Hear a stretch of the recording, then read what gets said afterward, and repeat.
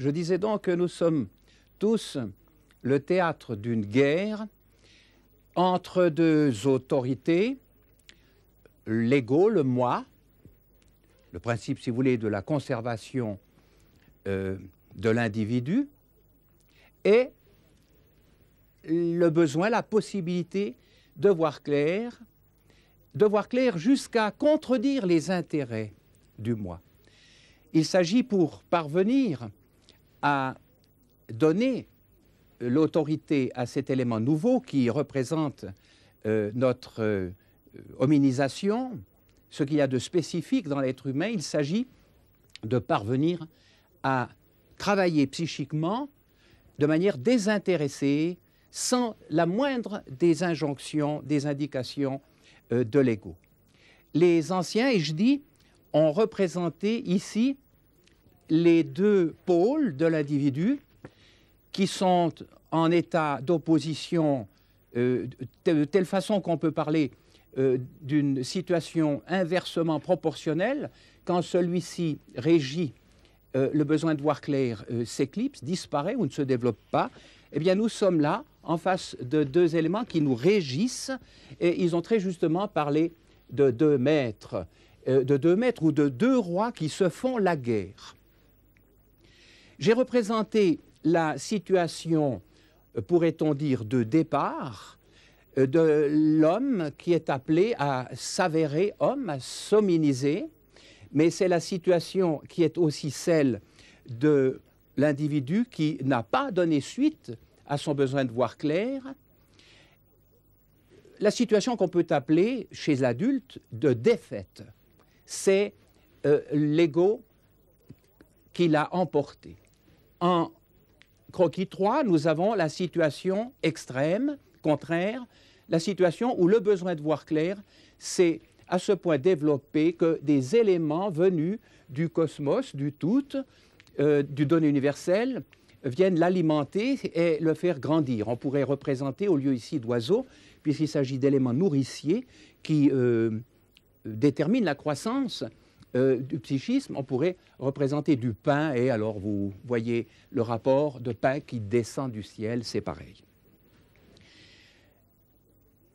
En position 2, nous avons la position intermédiaire, où le développement de la potentialité, là, du grain de Senvé, si vous voulez, tient le moi en échec pour arriver, pour finir, à le mettre hors de cause, hors de combat. Donc, la victoire finale. Les conséquences sont immenses, puisque chez l'individu qui en est à la situation 1, le cosmos, l'univers, le donné universel, les faits ne parlent pas, les faits se taisent. Alors permettez de représenter la chose ainsi, vous avez ici une nature, un univers muet, une nature qui se tait. Il n'entend pas le langage imperceptible des faits. Par contre, l'individu qui se trouve dans cette position se trouve en état de communication ouverte, permanente, non seulement dans ses zones inconscientes, mais jusqu'à son conscient.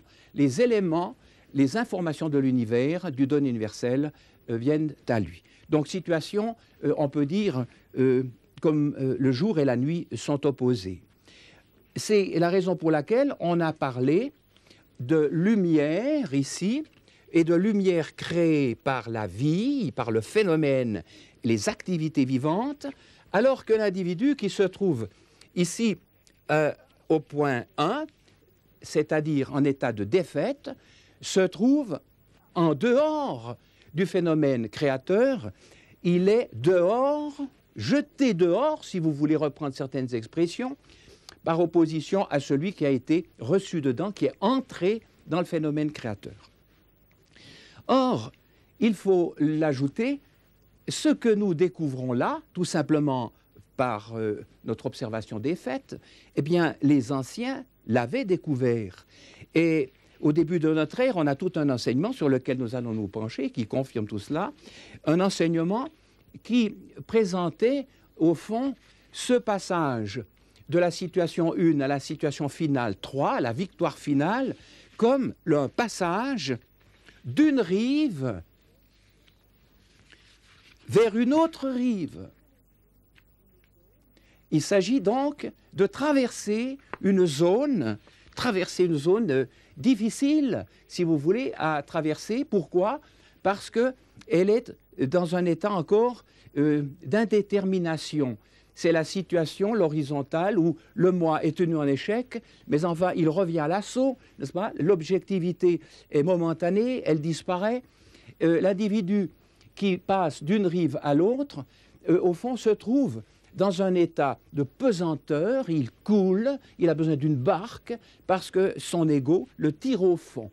Tandis que l'individu qui a passé le point 2, cet individu-là, voit la victoire du besoin de voir clair l'emporter, le désintéressement est né et s'étend à toute sa personne et à toutes ses activités journalières, et désormais, le moi n'étant plus son poids qui le tire au fond, il marche précisément sur la surface qui sans cela ne le porterait pas, c'est-à-dire l'eau. C'est la fameuse marche sur les eaux pour arriver à cette rive-là. À partir du point 2, donc, il marche, il n'est plus tiré au fond et il aboutit sur terre ferme ici.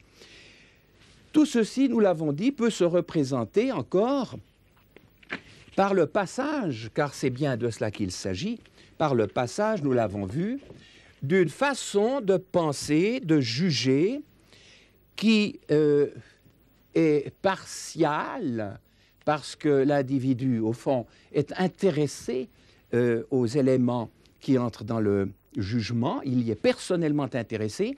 Ici, il voit, son moi réagit, on aurait pu le représenter en rouge, et il faut passer de cette situation où cet élément-là intervenait à la situation de l'allégorie habituelle de la justice, donc les yeux fermés, alors il voit, alors les faits parlent, l'univers se fait voir à lui. Une chose est à souligner maintenant, c'est que, en règle générale, nous ne sommes pas assez sensibles à la question de l'influence des autres, dans le domaine psychique, j'entends, dans le domaine de la recherche. Je l'ai donc représenté ainsi, ce problème, et naturellement, chacun est libre d'en penser ce qu'il veut, mais je pense que nous serons tous d'accord. Voici un individu qui se trouve échoué sur une île. Il a à prendre soin de sa personne. Il a recours ici à la pêche par les moyens du bord. Le voici qui a donc procédé à son alimentation. Maintenant, il vit, il est en train de regarder l'horizon pour voir d'où lui viendra le salut, si vous voulez, mais aussi pour que sa réflexion suive son chemin naturel. Il est là dans la situation qu'on pourrait appeler du petit enfant. Or, voici que une autre naufragée arrive sur son île. Que va-t-il se passer? Très simplement, l'individu en question qui cherchait ici une chose à survivre et à voir clair, tout à coup va être appelé à considérer un tiers, à considérer l'opinion de ce tiers et également, pour que cette opinion lui soit favorable, à lui plaire. Et voilà le drame. Le besoin de voir clair se trouve en partie, pour ne pas dire finalement totalement, inféodé au souci de plaire. L'individu en question est, vous le voyez bien, stérilisé doublement par rapport à ce qu'il était dans cette situation où c'était son ego, au fond, qui le guidait, mais son ego à lui, sans qu'intervienne justement celui des autres. Voilà ce qu'on peut appeler le monde, la société, qui, chez ces anciens, avait, au fond, reçu un poids déterminant. Ceux qui sont victimes du besoin d'avoir raison ne voient plus clair, ils sont les victimes du monde de la société, ils sont des morts. Et ils ont appelé cette situation-là, la situation du mort, naturellement, avec un M majuscule, et il s'agit pour ce mort de passer de l'autre côté, de passer à ce qu'ils ont appelé, et ce que nous avons appelé tout à l'heure, à la lumière de la vie. Résurrection, peut-on dire, puisque l'enfant était déjà vivant et qu'il est mort le jour où autrui a pris plus de poids dans sa recherche que les faits eux-mêmes. Les anciens, ai-je dit, avaient vu tous ces rapports, ils vous disent ceci, par exemple, qui mérite d'être tenu.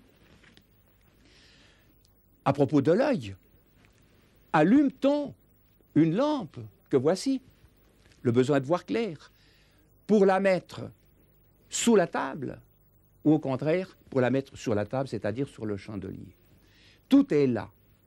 Et il ne dit pas simplement on ne met pas une lampe sous la table. Non. Celui qui allume une lampe l'allume dans l'intention de s'en faire éclairer. Or, cette lampe existe. Le besoin de voir clair est là. L'œil, l'intelligence avec ses sources est là. Et il faut à tout prix veiller à ce qu'elle ne s'éteigne pas, à ce qu'elle soit privée de la possibilité de donner sa lumière. Alors, voyez, représentons maintenant cet élément. Vous avez la première déclaration. Allume-t-on une lampe pour la mettre sous la table? N'est-ce pas? Pour la mettre, c'est la position 3. Je vais devoir le mettre un peu plus bas. N'est-ce pas? Pour la mettre sur la table, sur le chandelier. Et il ajoute ce qui coule de source. Ton œil, toujours ton intelligence et ses sources vives, ton œil est la lampe de ton corps. Ici, ton œil ne voit que ses intérêts. Il est complètement privé de son rattachement au tout et de toutes les informations qui en proviennent, contrairement à cet œil-là. Or, la question se pose, comment faire pour passer d'une rive à l'autre rive? Eh bien, il y a deux conditions à remplir, on le voit ici. Il faut que cette table soit enlevée, que l'élément, le boisseau, si vous préférez, qui l'obscurcissait, cette lampe, soit retiré. Nous le représenterons ainsi. L'ego représente le poids déterminant. Cet ego donne comme résultat, il enserre la personne, ce qu'on appelle l'égocentrisme. Mais il y avait un fond, et le fond est justement ce que nous avons appelé l'écentrisme, c'est-à-dire les égos qui maintiennent la lampe en bas. Alors il suffit pour que cette lampe quitte sa position et soit à nouveau éclairante, il suffit de démonter le boisson en question. Tout d'abord, le monde société, nous le retirons, toute son influence. Les tiers n'influencent plus notre recherche. Les préjugés n'ont plus cours. Et puis, les influences de l'ego dans toutes les directions. Nous sommes ici à la position 2, à l'horizontale. Et maintenant, l'ego qui était tenu en échec se trouve jeté dehors par justement l'influence de la lumière qui commence à rayonner de toutes parts. Nous avons démonté en quelque sorte le boisseau. Et attention, ils diront, nous avons démonté le cercueil qui justement tuait notre vie intérieure. Si bien que vous lisez dans un texte qui a été retrouvé à partir de 45-47 en Haute-Égypte, l'évangile de Thomas, vous lisez cette phrase: la royauté, l'autorité royale que procure le langage des faits, l'univers, eh bien pour se réaliser, elle doit tuer un grand personnage qui est l'ego, c'est donc bien d'une guerre qu'il s'agit, tuer un grand personnage pour pouvoir se réaliser comme tel, ainsi que nous l'avons représenté ici. J'ajouterai ceci, tout simplement en préparation de ce qui vient. C'est qu'en fait, l'individu qui vit dans cette situation-là, qui a mis son intelligence sous la coupe de son moi et du moi des autres, cet individu ne se doute pas, il ne peut pas justement s'en douter, qu'en fait, il a dans sa personne une partie de son œil qui, elle, est en relation avec le tout. C'est ce qu'on a appelé, nous allons nous y arrêter, c'est ce qu'on a appelé l'inconscient au sens donc non freudien, où il n'est pas question de refoulement. L'inconscient illustré par les activités de l'hémisphère droit du cerveau. Son hémisphère droit du cerveau continue à être indépendant de ses intérêts, mais le dialogue n'existe pas entre eux. Il n'y a pas d'échange possible, puisque l'ego, au fond, est le maître qui a empêché la relation de se produire. Il n'y a pas eu passage de cette rive à celle-ci, de cette situation à celle-là. Tandis que dans la situation finale, ici représentée, nous avions le même phénomène, mais alors vous voyez les conséquences. L'œil et sa recherche permanente continue et se voit rejoint par le conscient. Il y a désormais dialogue entre ce que ces deux yeux voient. Il y a celui-ci qui interroge, qui cherche, et il y a celui-là qui lui permet de trouver. Il y a celui-ci qui, étape suivante, demande, interroge de manière beaucoup plus vaste, beaucoup plus générale, et il y a celui-ci qui donne. Il y a finalement celui-ci qui, découvrant qu'il a derrière lui, au fond de lui-même, une source jaillissante, il y a celui-ci qui frappe, et celui-là qui lui ouvre, en sorte que finalement, la victoire est représentée par ce phénomène-là. C'est l'inconscient qui saisit immédiatement, sans la moindre perturbation, donc de manière définitive, les données de l'univers qui s'avèrent non seulement notre informateur, comme il l'était auparavant, depuis le stade 2, mais qui devient véritablement notre personne. Eh bien, ceux qui en sont là sont appelés les fils du cosmos, certains disaient fils de Dieu. J'ai dit que les anciens avaient fait cette découverte au début de notre ère. Je rappellerai, ce que nous avons vu tout à l'heure, c'est que ce caractère inversement proportionnel a été si bien reconnu que Jean-Baptiste, vous en souvenez, nous l'avons vu, disait de celui-ci, il faut qu'il croisse pour arriver là, et que je diminue. En d'autres termes, la table de la loi qui est notre relation avec nous-mêmes et avec les autres, il faut que cette table diminue et que celle-ci arrive à sa plénitude, croisse pleinement jusqu'à devenir justement s'identifier en quelque sorte avec notre inconscient créateur. J'aimerais simplement ajouter ceci pour que vous ayez vraiment l'assurance qu'il s'agissait d'une guerre. C'est que cet enseignement, vous le retrouvez dans les documents de la mer Morte. Vous vous souvenez qu'il y a une communauté qui portait le nom d'Esséniens, qui était persécutée par les Juifs de Jérusalem, c'était des Juifs dissidents, et qui, avec la venue des Romains, a pu réintégrer la Palestine. Ils avaient dû s'enfuir à Damas en 130, on les trouve à Damas en Syrie avant notre ère. Et en 63, avec Pompée, ils peuvent réintégrer la Palestine. C'était des hommes de tout premier plan que les Romains avaient en haute estime. Et ils s'établirent au bord de la mer Morte. Eh bien, nous avons découvert, dans les documents qu'ils avaient cachés dans ces grottes, depuis 1947 à peu près, également, nous avons découvert tout cet enseignement. Ils se disent, eux, les Juifs dissidents de Qumran, ils se disent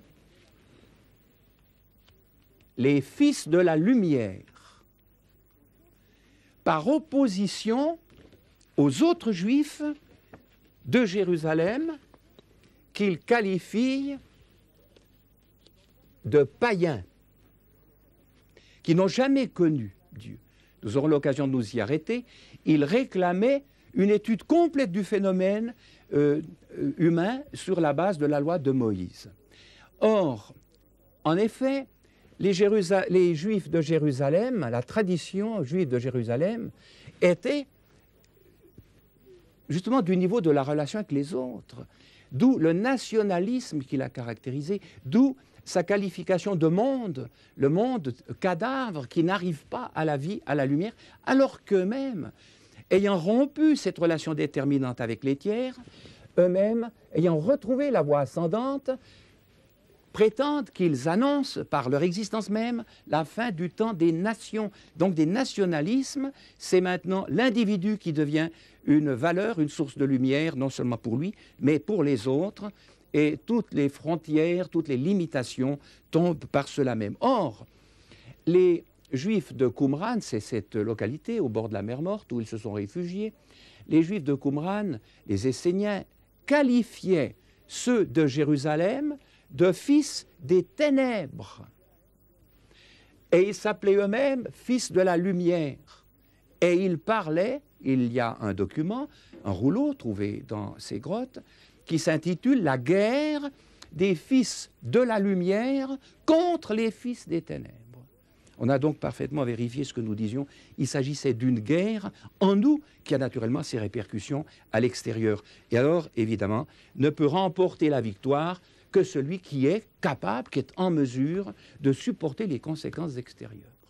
Nul ne peut en venir à ce niveau-là s'il ne quitte précisément les autres, son père, sa mère, etc., et s'il n'est en mesure de supporter la persécution.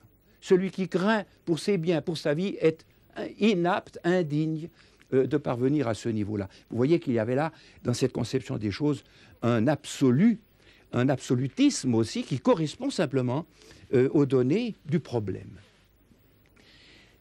Nous pouvons maintenant déduire de ce qui vient d'être exposé une affirmation de poids. La grande découverte faite au début de notre ère est celle de la notion de potentialité. Il s'agit ici d'un élément qui est à l'état latent, à l'état de sommeil, et qui doit être éveillé. C'est ce qui fait que la valeur de l'être humain a totalement changé depuis cette découverte, puisque l'homme n'est plus cela, il est ceci, ou si vous préférez, il est cela, en puissance dans ce grain infime de Senvé. Cette représentation de la latence, ils l'ont également, nous aurons l'occasion de nous y arrêter par la suite, ils l'ont également développée de manière magistrale sous cette forme. Vous êtes, psychiquement parlant, disent-ils, vous êtes une pierre dont le centre est un feu. Vous trouvez ceci aussi bien dans les évangiles, Matthieu et Marc, que dans Thomas, une pierre dont le centre est du feu. Et ce feu, l'esprit d'objectivité, qui représente donc l'étape intermédiaire, que je numérotais ici 2, l'esprit d'objectivité détruit tout ce qui est faux, tout ce qui ne correspond pas au réel, tout ce qui est inadéquat. Mais ce feu peut devenir éclairant. Et alors voilà, comment faire, que faire pour que ce feu se transforme en une source de lumière? Eh bien, il s'agit, et c'est la raison pour laquelle ils ont sans doute recouru à ce symbolisme, il s'agit de libérer ce centre de toutes les pressions qui s'exercent de l'extérieur sur lui. Il s'agit de le libérer, tout d'abord, on l'a vu sous forme de la table ici, de l'ego, du moi, de l'égocentrisme, et puis de la base qui le tient attaché au sol, qui l'empêche de se réaliser, le sociocentrisme, le monde-société, l'obligation de penser comme les autres et avec les autres, etc. Si bien qu'ils ont identifié le pourtour de la pierre, qui est justement à tailler, ils ont identifié ce pourtour à ce qui tue, ce qui maintient dans un état de non-développement le centre, à ce qui tue le centre, c'est-à-dire à un cercueil. Et c'est là, de nouveau, le grand personnage à tuer. Il faut enlever tout ceci de manière, l'égocentrisme, le cercueil de la vie royale, il faut l'enlever de manière à ce que ce qui était une mort psychique, situation de gauche, devienne la situation libérée, puis la situation finale où le centre se dégageant, car il n'y a plus d'empêchement, d'obstacle, de conditionnement inverse, la lumière apparaît et l'individu se trouve totalement dans la lumière, transformé en un être de lumière. Nous aurons l'occasion de nous arrêter au phénomène parce qu'il est extrêmement parlant. J'ai dit, et c'est ainsi que j'aimerais terminer, que cette découverte que nous avons faite nous-mêmes en constatant les faits, faite avant nous par les anciens, au début de notre ère notamment, a été directement refaite de nos jours. Elle a été refaite par la chirurgie du cerveau. Les chirurgiens du cerveau, en opérant des malades, il s'agit de 2 cas, si je suis bien renseigné, ont découvert ceci. Ils ont partagé les 2 hémisphères, coupé au fond toutes les liaisons et le corps calleux, qui est à la base, n'est-ce pas? Ils l'ont partagé et ont découvert ceci, que si on a répété l'expérience à l'aide d'anesthésiques, n'est-ce pas, pour ne pas multiplier ces opérations, ils ont découvert que si l'on met hors de circuit l'un des hémisphères, eh bien, cette mise hors circuit permet de mieux comprendre le fonctionnement de chacun d'eux. Et le résultat a été le suivant, c'est que l'hémisphère gauche a été présenté, se présente, si vous voulez, comme l'hémisphère du langage, notre contact avec les autres, vous voyez, du calcul, le moi, si l'on veut, de la logique, absolument nécessaire, mais qui ne doit pas empêcher l'hémisphère droit, qui est celui des informations non verbales, de se manifester. Non seulement les informations non verbales, voyez, le parler de l'univers qui est saisi spontanément par l'inconscient créateur, mais la vision globale, l'élément de l'espace. Alors, un professeur de psychiatrie enseignait déjà avant ces découvertes, mais alors il a pu dire que depuis lors, évidemment, cela s'est confirmé par ces découvertes sur le cerveau, qu'il y a en nous 2 parties, et vous retrouvez nos 2 balances. Par exemple, nos 2 situations extrêmes. Il y a une partie droite qui est, dit ce docteur Alfred Bader, qui est un jardin enchanté et enchanteur, producteur de fleurs, et dans lequel il s'agit d'entrer. Et voici notre hémisphère gauche, qui est entièrement tributaire de l'hémisphère droit. S'il ne peut pas entrer, car le docteur Bader ajoute, l'hémisphère droit, ce jardin enchanté enchanteur, est entouré d'une clôture et d'une porte de clôture, celui qui ne peut pas entrer dans ce jardin, eh bien, ne connaît pas la joie de vivre, car l'équilibre et la joie de vivre consiste à entrer et à sortir, à s'informer, sous cette forme-là précisément, à s'informer des perceptions inconscientes qui ont lieu spontanément dans notre personne par rapport au tout qui parle. Et alors, n'ayant pas la possibilité de s'ouvrir à cet hémisphère, il devient automatiquement tributaire de qui? Mais des autres. Et des autres qui sont comme lui, restés en place, qui n'ont pas pu s'harmoniser. Il devient ceci. Et rien ne va plus, à part ces petites joies quotidiennes, mais rien ne va plus ni dans la personne, ni finalement entre les personnes. Parce que l'élément essentiel qui était l'élément de l'hominisation, qui faisait de nous des hommes, n'a pas pu se communiquer, la porte est restée fermée. Je vous signale simplement, c'est tout ceci en annonce de ce qui vient, que ces anciens avaient fait la même découverte, tout en ignorant, comme le docteur Bader quand il a eu cette idée du petit jardin, tout en ignorant ce qui concerne les 2 hémisphères du cerveau. Eh bien, vous lisez par exemple dans l'évangile de Jean au chapitre 10, « Celui qui entrera par moi, je suis la porte, les conditions à remplir pour que l'attitude qui permet à la connaissance d'exister, de se réaliser, puisse s'instaurer, eh bien, je suis la porte par mes instructions, mon enseignement. Celui qui entrera par moi, entrera et sortira, il aura la vie en abondance. » Vous voyez, il y a là un ressourcement permanent qui, comme le dit le docteur Bader, assure l'équilibre psychique et la joie de vivre. C'était la première fois que j'entendais parler un psychiatre de joie de vivre. Je crois que c'est un événement, mais un événement réellement capital.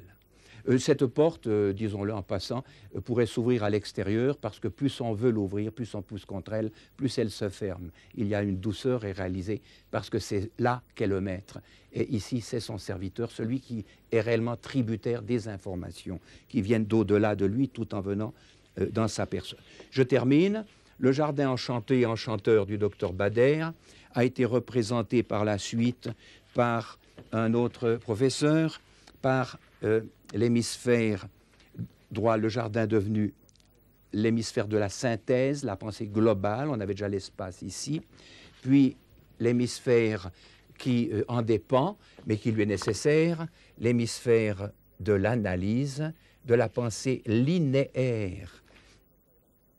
Il vaut la peine de signaler, puisque l'occasion s'en présente, qu'un homme de la fin du siècle dernier, Friedrich Nietzsche, est arrivé aux mêmes conclusions, indépendamment donc de toutes les découvertes de la chirurgie du cerveau.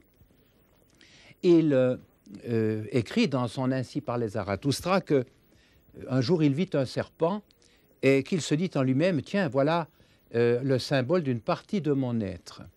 Et ce symbole, évidemment, ce serpent, nous le placerons en lieu et place de la pensée linéaire du professeur Hassall, puisque ce serpent est celui qui visite tout le plan d'en bas d'une manière linéaire.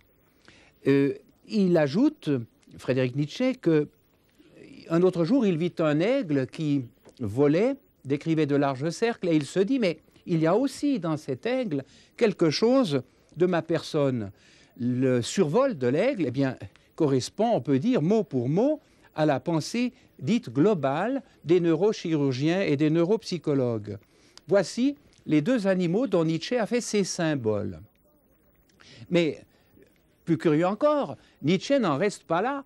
Il voit qu'il y a une relation entre le serpent et l'aigle, si bien qu'il écrit tout à coup, dans son Ainsi parlait Zarathustra toujours, j'entendis soudain un cri strident dans le ciel, je levai les yeux et je vis un aigle qui s'élevait en de larges cercles, emportant un serpent autour de son cou, non pas comme une proie dans ses griffes, mais comme un ami. Voici donc représenté par Nietzsche lui-même. Le final, c'est l'aigle, l'hémisphère créateur, l'hémisphère droit, qui informe l'individu de ce qui n'est pas verbal, du langage des faits, du langage de l'univers. C'est l'aigle qui emporte à sa hauteur l'analyse illustrée, symbolisée ici par le serpent. Le fameux entrer et sortir du docteur Bader trouve donc toute son expression dans ce schéma de Nietzsche. Chose donc extrêmement remarquable, parce que cela signifie pour nous que les récentes découvertes sur les deux hémisphères du cerveau, eh bien, au fond, étaient quasi perceptibles déjà, non seulement au siècle dernier par Nietzsche, mais bien avant lui, par les Esséniens, ceux sur lesquels nous allons nous pencher tout à l'heure. Et ces hommes-là ont qualifié l'hémisphère gauche, si l'on peut dire, c'est une partie de notre personne, notre psychisme, ils l'ont qualifié de l'homme, et pour distinguer la partie supérieure du survol, ils l'ont appelé, cette partie-là, le fils de l'homme. Le fils, l'émanation de l'homme, et qui cependant, par rapport à l'homme, le survole. Et ils ont été plus loin en disant que ce fils représente un impersonnel par rapport à nous. C'est un certain on qui donne à vous-même, qui vous donne. Si bien que l'opération, au fond, d'entrer et de sortir dans le jardin enchanteur du docteur Bader consiste à recommencer à chercher et vous trouver, à demander, et on vous donne en question, cette fois-ci le vous qui trouve se révèle autre chose que nous, tout en étant en nous, un tiers, et si bien que le on qui donne s'avère une source, eh bien on frappe et on entre, le fameux frapper et vous entrerez, on vous ouvrira l'entrée du docteur Bader, entrer et sortir. Donc c'est, me paraît-il, absolument remarquable. Ce que nous avons vu tout à l'heure peut également figurer sur ce schéma. Nous avons vu qu'il y a une certaine lampe en nous qui doit être, c'est l'œil, l'intelligence avec ses sources inconscientes, et que cette lampe doit être élevée sur le chandelier de manière à pouvoir éclairer. Et, est-il précisé, elle éclaire parce qu'il y a, par-delà cet œil-lampe, un autre œil, l'œil fils, précisément, comme on vient de le voir, l'œil dit inconscient. Le docteur et professeur Assal a eu soin de préciser dans l'un de ses écrits qu'on peut qualifier l'hémisphère gauche de conscient par opposition à l'hémisphère droit, le jardin enchanté du docteur Bader, d'inconscient.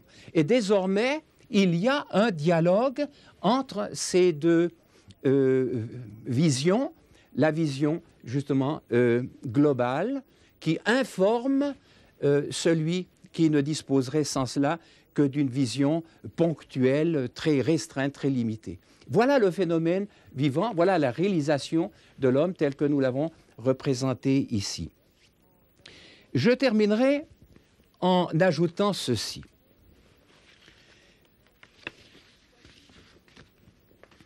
Il s'agit, pour l'être conscient, de retrouver sa démarche initiale d'enfant, consistante à chercher. Et, on l'a vu tout à l'heure, cette recherche aboutit à un premier stade. Ce qu'il cherche, il finit par le trouver, car il ne chercherait pas ce qui ne serait pas déjà à l'état plus ou moins virtuel dû au travail de son inconscient. Seconde étape, parce qu'il y a un vous qui a trouvé, désormais il voit de manière plus vaste, on peut déjà dire partiellement globale, il demande, il sollicite, on peut dire de tous côtés, et le fameux hémisphère droit, le fameux on, lui donne, s'avérant, une source de lumière. Et alors tout naturellement, il va essayer d'entrer dans le jardin enchanteur. Cette fois-ci, il frappe et le jardin lui ouvre. Le Fils de l'homme et du cosmos, le Fils tout à la fois de l'homme et du cosmos, cette fois-ci lui ouvre avec, naturellement, pour conséquence, tous les éléments constitutifs de l'univers se révélant à lui sous forme d'information, eh bien, il règne sur l'univers. C'est ce que les anciens ont appelé la royauté, l'autorité royale à exercer sur le tout. Et c'est cette pensée que je me propose de voir avec vous tout à l'heure, comment faire pour pouvoir pénétrer jusqu'au cœur de cette pensée des anciens.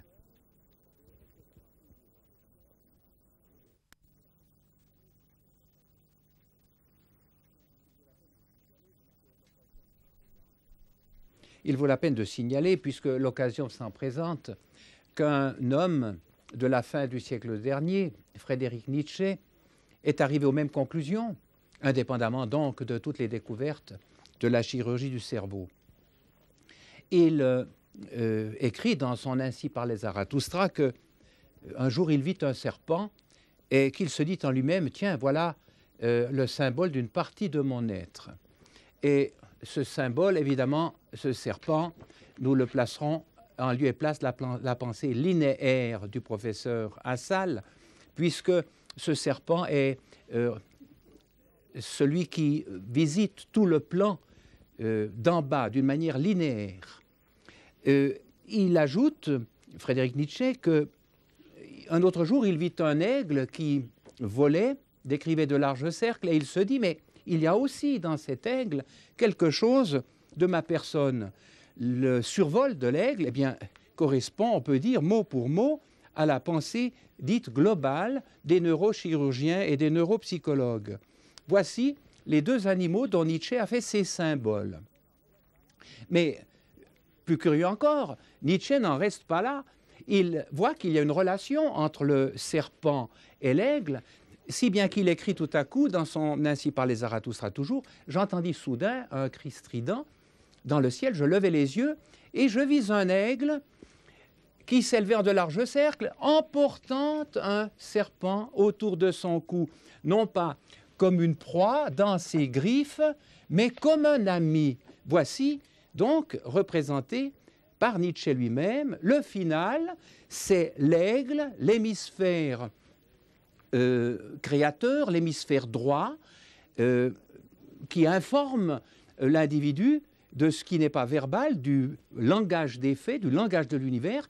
C'est l'aigle qui emporte à sa hauteur l'analyse illustrée, symbolisée ici par le serpent. Le fameux entrer et sortir du docteur Bader trouve donc toute son expression dans ce schéma de Nietzsche. Chose donc extrêmement remarquable, parce que cela signifie pour nous que les récentes découvertes sur les deux hémisphères du cerveau, eh bien, au fond, étaient quasi perceptibles déjà, non seulement au siècle dernier par Nietzsche, mais bien avant lui, par les Esséniens, ceux sur lesquels nous allons nous pencher tout à l'heure. Et ces hommes-là ont qualifié l'hémisphère gauche, si l'on peut dire, c'est une partie de notre personne, notre psychisme, ils l'ont qualifié de l'homme, et pour distinguer la partie supérieure du survol, ils l'ont appelé, cette partie-là, le fils de l'homme. Le fils, l'émanation de l'homme, et qui cependant, par rapport à l'homme, le survole. Et ils ont été plus loin en disant que ce fils représente un impersonnel par rapport à nous. C'est un certain on qui donne à vous-même, qui vous donne. Si bien que l'opération, au fond, d'entrer et de sortir dans le jardin enchanteur du docteur Bader consiste à recommencer à chercher et vous trouver, à demander et on vous donne en question. Cette fois-ci, le vous qui trouve se révèle autre chose que nous, tout en étant en nous, un tiers, et si bien que le on qui donne s'avère une source, eh bien on frappe et on entre, le fameux frapper et vous entrerez, on vous ouvrira l'entrée du docteur Bader, entrer et sortir. Donc c'est, me paraît-il, absolument remarquable. Ce que nous avons vu tout à l'heure peut également figurer sur ce schéma. Nous avons vu qu'il y a une certaine lampe en nous qui doit être, c'est l'œil, l'intelligence avec ses sources inconscientes, et que cette lampe doit être élevée sur le chandelier de manière à pouvoir éclairer. Et, est-il précisé, elle éclaire parce qu'il y a, par-delà cet œil-lampe, un autre œil, l'œil fils, précisément, comme on vient de le voir, l'œil dit inconscient. Le docteur et professeur Rassal a eu soin de préciser dans l'un de ses écrits qu'on peut qualifier l'hémisphère gauche de conscient par opposition à l'hémisphère droit, le jardin enchanté du docteur Bader, d'inconscient. Et désormais, il y a un dialogue entre ces deux visions, la vision justement globale qui informe celui qui ne disposerait sans cela que d'une vision ponctuelle, très restreinte, très limitée. Voilà le phénomène vivant, voilà la réalisation de l'homme tel que nous l'avons représenté ici. Je terminerai en ajoutant ceci.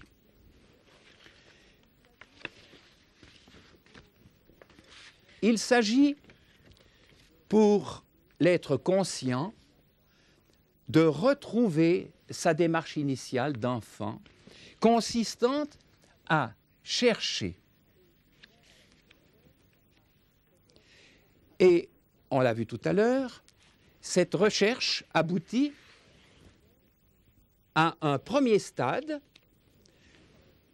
Ce qu'il cherche, il finit par le trouver, car il ne chercherait pas ce qui ne serait pas déjà à l'état plus ou moins virtuel dû au travail de son inconscient.